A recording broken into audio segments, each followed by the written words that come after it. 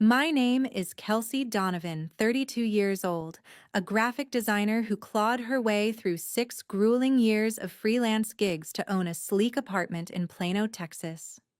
Never in my wildest dreams did I think my own parents would sit me down at a summer family dinner and demand I hand it over to my sister, like it was just another item on their grocery list.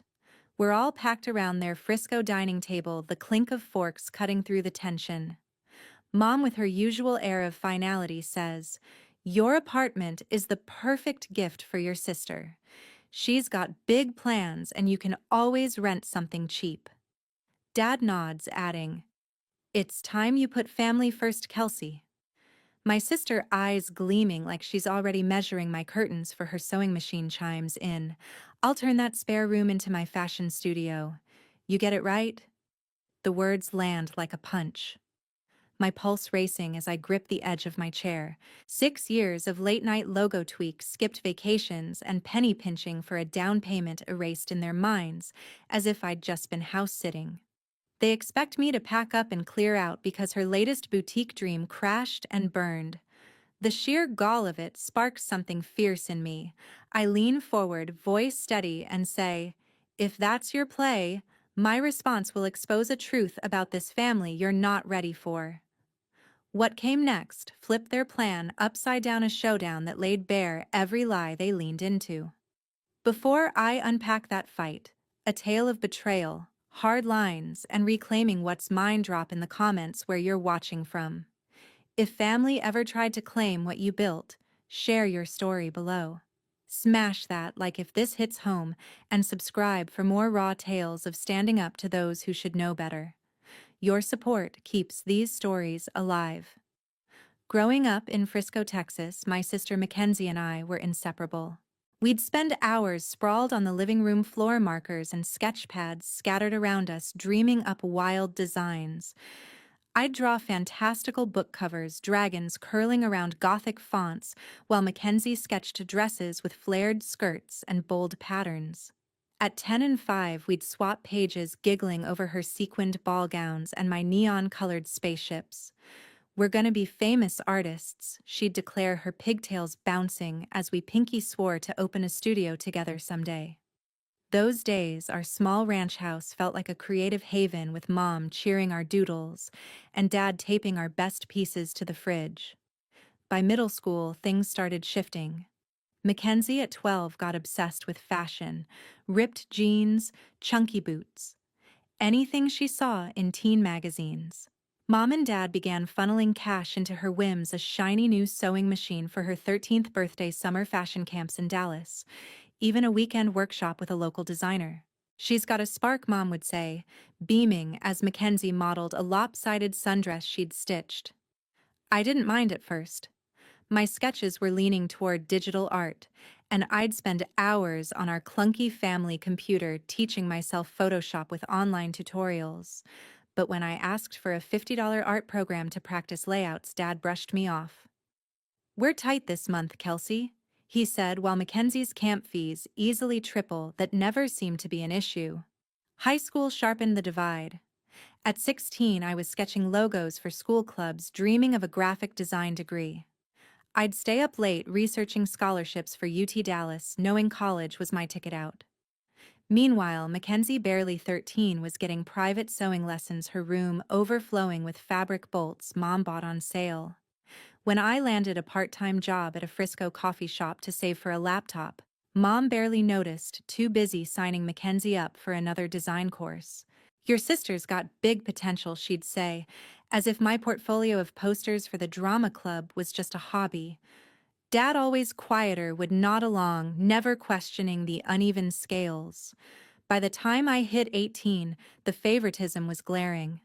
I applied to UT Dallas, got in, and pieced together my tuition with Pell Grants, a barista gig, and a side hustle designing flyers for local businesses. Every dollar was a fight. $4 lattes served to cranky customers late nights, formatting menus for mom-and-pop shops, student loans piling up like a bad bet. Mackenzie, though, sailed into a fashion school in Houston, tuition fully covered by our parents. She needs the support to shine, Mom insisted, when I asked why they couldn't chip in for my textbooks. I swallowed the sting, kept my head down, and churned out assignments determined to prove I didn't need their help. Mackenzie's path predictably wobbled. Halfway through her first year, she started skipping classes, more interested in Instagram aesthetics than actual coursework. By her second year, she dropped out, claiming she'd learn better on her own. Mom and Dad didn't blink, funneling more money into her side projects, fabric orders, a website for her boutique. I'd call home from my dorm, exhausted from pulling doubles at the cafe, and hear about her latest vision board. "She's finding her way," Dad would say, as if my 4.0 GPA and client list were invisible. I'd hang up, staring at my tiny dorm fridge, wondering why my grind never seemed to measure up. Looking back, those years laid the fault lines. Mackenzie and I drifted, our sketchpad days buried under her coddled dreams and my quiet hustle. I still loved her, but the resentment simmered not at her, but at the lopsided rules our parents set. By the time I graduated, debt-heavy but proud, I thought I'd left that unfairness behind. I was wrong. After graduating, I poured everything into building my career. My graphic design degree from UT Dallas came with a hefty student loan, but I hit the freelance circuit hard, signing up on platforms like Upwork to chase every logo, banner, and website mock-up gig available. My first place in Plano was a shoebox rental, leaky faucet, noisy neighbors, but it was my war room. I'd burn the midnight oil, tweaking layouts for demanding startup founders fueled by cheap coffee and stubborn ambition. Early on, the paychecks were slim, barely covering rent and loan payments, but I hustled, stacking a portfolio that started catching eyes. A couple of years in, I landed a game changer, a lucrative contract with an Austin tech startup to design their full branding package, logo, app, interface, marketing assets. That deal opened doors.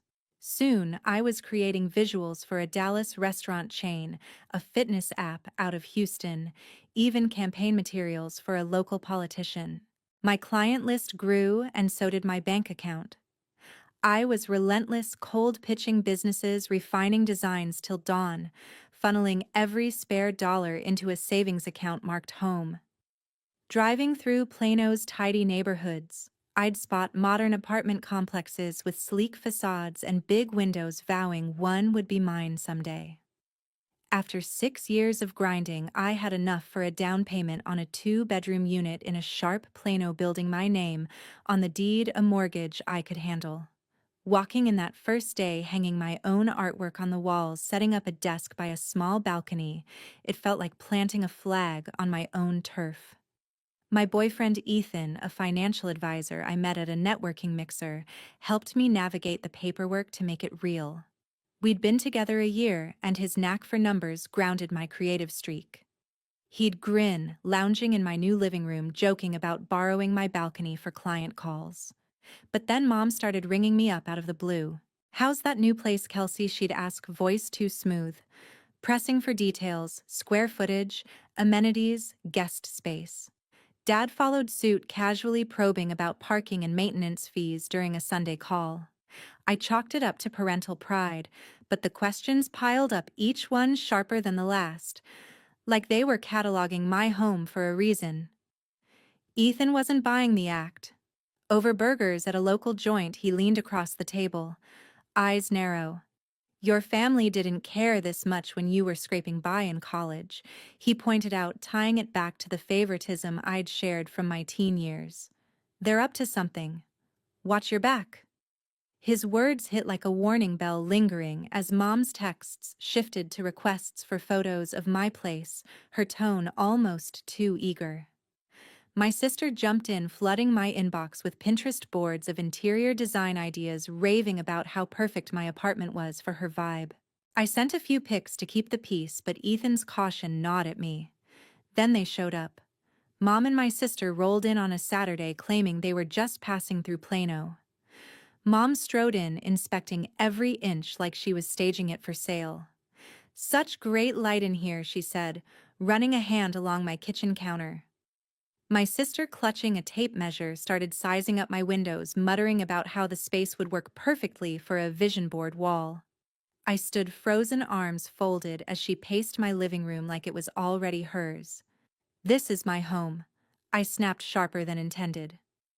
Mom laughed it off, saying, "We're just so proud of you," but her quick glance at my sister felt calculated, like they were reading from the same script. Ethan, dropping by with takeout, caught the vibe and shot me a knowing look, his earlier warning now loud and clear. That visit left me rattled. Mom's probing my sister's brazen, measuring Ethan's gut check. It all screamed trouble. I'd clawed my way to this life design by design, and now my own family was eyeing my home like it was up for grabs. Whatever they were scheming, I wasn't letting it slide. A week after that evening visit, my parents insisted on a family dinner back in Frisco. I hadn't been to their house in months, too busy settling into my new apartment, but Mom's text was firm. "We need everyone together." I drove over with Ethan, my boyfriend, expecting a routine catch-up, maybe some grilled chicken and small talk. Instead, I walked into a scene that turned my world upside down. The dining room was set like always, same chipped plates, same faded tablecloth from my childhood. Mom bustled around piling cornbread and green beans onto platters while Dad carved a roast, his knife scraping the cutting board. My sister lounged at the table, scrolling her phone, barely glancing up as I sat down. Ethan squeezed my hand under the table, sensing the odd vibe. We made it through the first course, swapping light stories about work and Ethan's latest client wins, but the air felt heavy, like everyone was waiting for a cue. Then Mom dropped the hammer. She set her fork down, leaned forward, and said, "Kelsey, we've been thinking. Your apartment would be the perfect family gift for your sister." My jaw tightened, but she kept going, calm, as if discussing the weather. "She's got big plans for her fashion line, and that space is ideal. You're doing fine, you can find another place." Dad nodded, wiping his mouth with a napkin. "It's time you stepped up for family," he said, his tone final, like I'd already agreed. My sister perked up, eyes gleaming. "I'm picturing the spare room as my sewing studio," she said, swiping through her phone to show a sketch of my living room now cluttered with mannequins and fabric rolls. "It's perfect for my brand reboot." "You're cool with it, right?"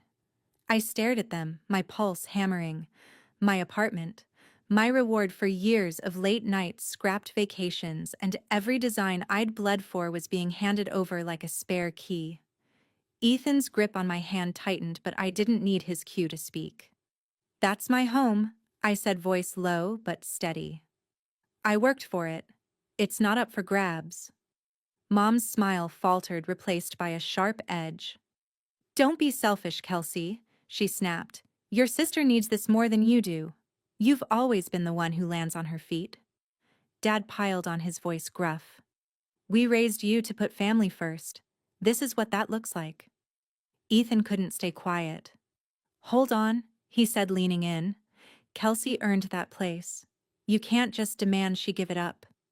Mom's eyes narrowed, cutting him off. "This is family business, Ethan. You're not part of it."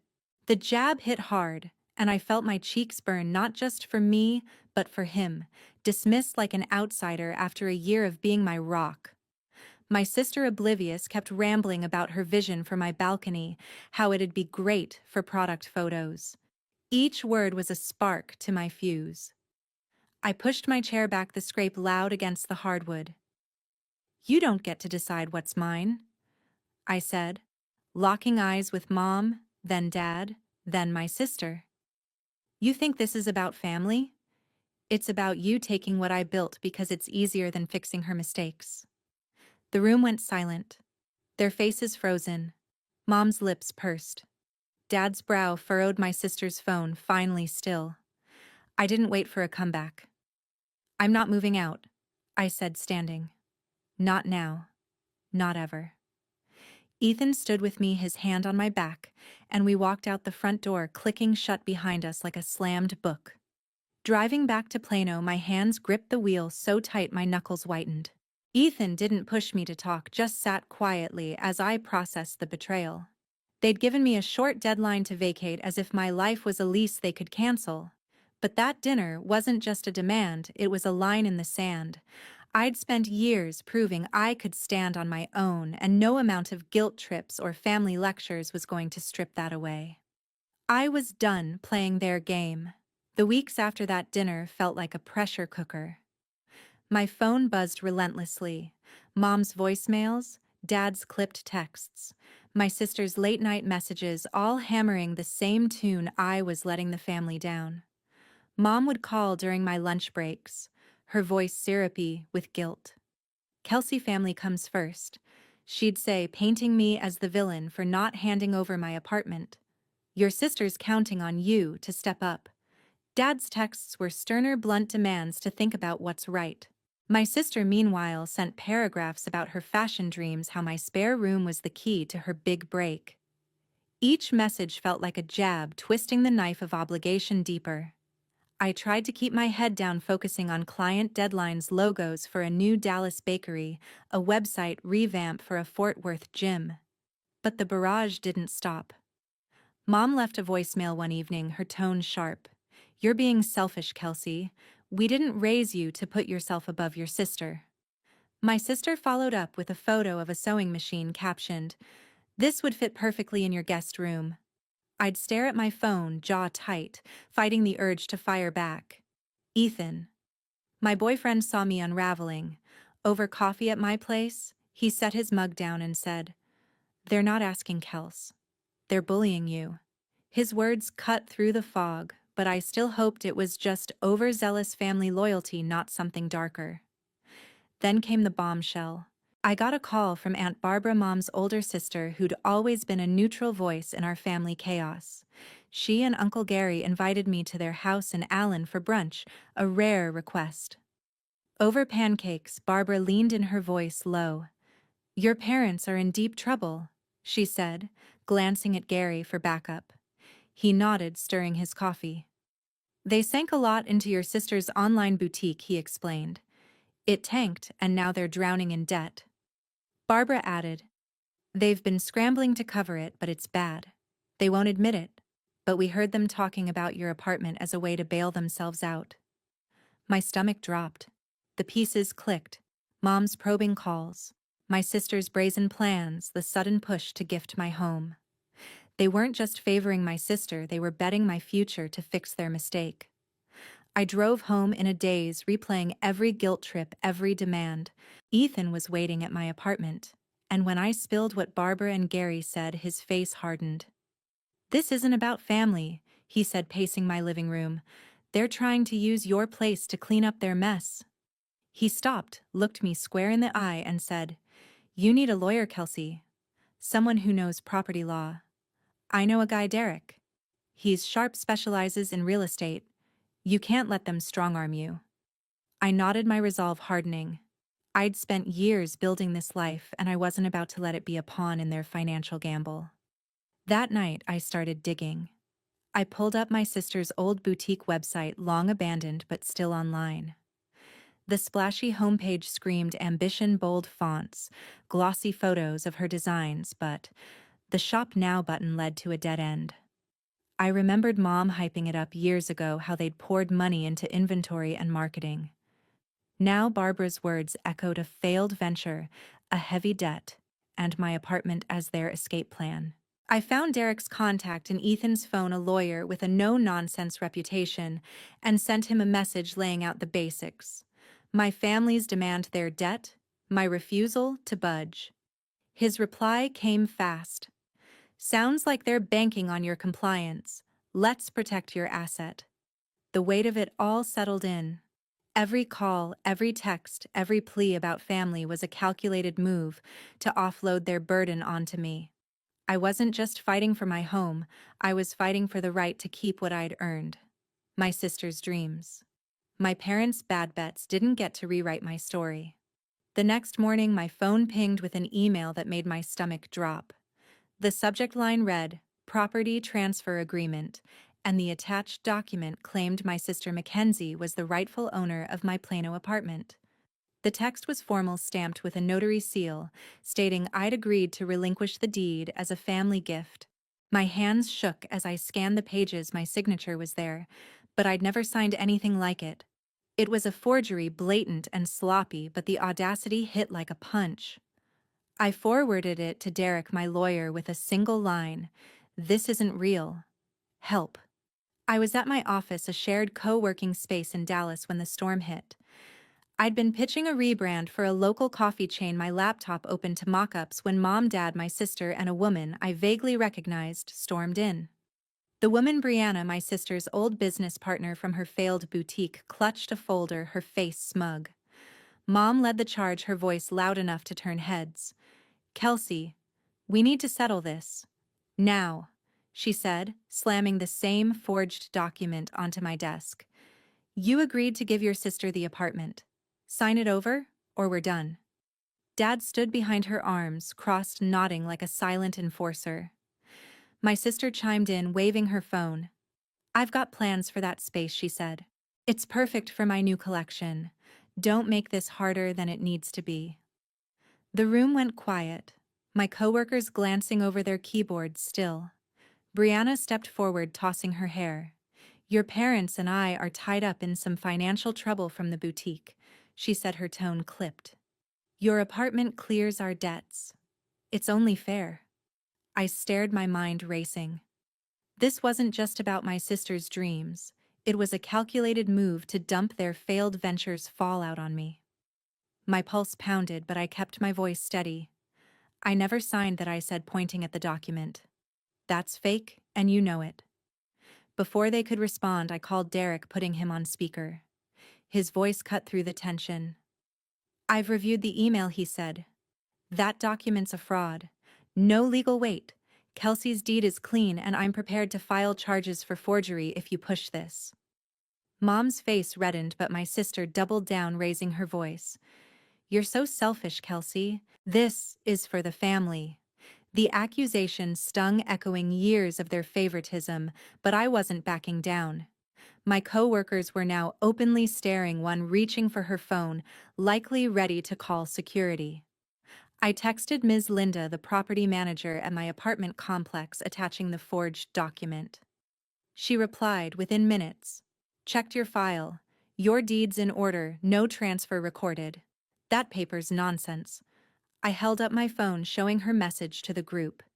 "It's over," I said, my voice firm. "This is my home. You don't get to rewrite my life to fix your mistakes." Brianna scoffed, but Dad shifted uncomfortably, his eyes dropping. Mom, though, wasn't done. She stepped closer, her finger jabbing the air. "You're turning your back on us," she hissed, "after everything we've done for you." Ethan, who'd been at a client meeting nearby, walked in just then, catching the tail end of Mom's tirade. He didn't hesitate. "Enough," he said, his voice calm but cutting. "You're in her workplace making a scene. Leave, or I'm calling the police." My sister rolled her eyes, muttering about outsiders, but Brianna tugged at her arm, sensing the tide turning. Derek's voice crackled through the phone again. "I'm drafting a cease and desist letter," he said. "Any more stunts like this, and you're facing a lawsuit." The threat landed hard. Mom's jaw tightened, but she grabbed her purse. Dad followed, silent, avoiding my gaze. My sister lingered, glaring, before Brianna pulled her out. As they left the office, air felt heavy, my coworkers whispering as I sank into my chair. Ethan squeezed my shoulder, his presence steadying me. The forged document, their brazen confrontation, it was their last-ditch effort to bully me into submission. But I'd held my ground, armed with the truth and allies like Derek and Ms. Linda. My home was mine, and I wasn't letting their desperation take it. A few days later, I knew my family was a chapter I had to close. Derek, my lawyer, acted fast. He sent a cease and desist letter to Mom, Dad, my sister, and Brianna, spelling out in no uncertain terms that my apartment was mine, backed by airtight paperwork. He'd cross-checked the deed with the county records, confirming no transfer, no loopholes, no chance for their forged document to stand. The letter warned of legal consequences if they tried another stunt. I didn't get a reply, but the silence spoke volumes. They'd run out of moves. Not long after, I heard through Aunt Barbara that my parents' house in Frisco had gone into foreclosure. Their gamble on my sister's failed boutique had caught up, draining their savings and leaving them underwater on their mortgage. Mackenzie, meanwhile, was back in Frisco living in their guest room after her latest fashion venture fizzled. Barbara mentioned tense fights with my sister, blaming mom and dad for not securing my apartment to bail her out. Their plan to use my home as a financial lifeboat had sunk, and now they were turning on each other. I felt a pang of guilt. Nobody wants to see their family crumble, but it faded fast. They'd chosen this path, not me. My phone kept buzzing with their calls and texts, mom's voicemails dripping with pleas for family unity, dad's messages gruffly demanding I come to my senses. My sister sent long rants accusing me of abandoning her dreams. I didn't respond. One evening, sitting on my balcony with a glass of wine, I made the call to block them all. Mom, Dad, my sister. My thumb hovered over the button for a moment, but when I pressed it, a weight lifted. I wasn't cutting them off to be cruel. I was done letting their manipulation define me. Aunt Barbara and Uncle Gary reached out, offering to mediate, but I politely declined. Some bridges aren't worth rebuilding. Life moved forward, and it felt lighter. Ethan proposed one crisp October night down on one knee in a quiet park near my apartment. His ring was simple, a silver band with a small sapphire, but it meant everything. We'd been through the fire together, his steady support during the forged document chaos, his unwavering belief in my right to my home. I said yes, and we celebrated with takeout tacos on my couch, laughing about our future. My career was soaring too. I landed a lucrative contract with a Dallas-based tech firm, designing their entire visual identity logos app, layouts, marketing collateral. The work was demanding but thrilling, a reminder of how far I'd come from those early freelance days. Looking back, the ordeal with my family taught me a truth I'll carry forever. Self-respect outweighs toxic ties, even blood ones. I'd spent years chasing their approval, bending to their guilt trips, but their attempt to take my home was the final straw. They saw my success as their safety net, not my achievement. Cutting them out wasn't easy. There were nights I second-guessed myself, wondering if I'd been too harsh. But each time I walked into my apartment, saw my artwork on the walls, my desk by the balcony, I knew I'd made the right call. My home was my sanctuary, earned through my own grit, and no one could take that away. For anyone watching this unfold, my story isn't just about a house. It's about standing up for what's yours. Family can be a strength, but when it's a chain, you have to break free. Set boundaries, hold them firm, and don't let guilt erode your worth. I'm building a life with Ethan now, one rooted in mutual respect, not manipulation. My career's thriving, my home's mine, and I've learned that the only approval I need is my own. That's the freedom I fought for, and it's worth every battle.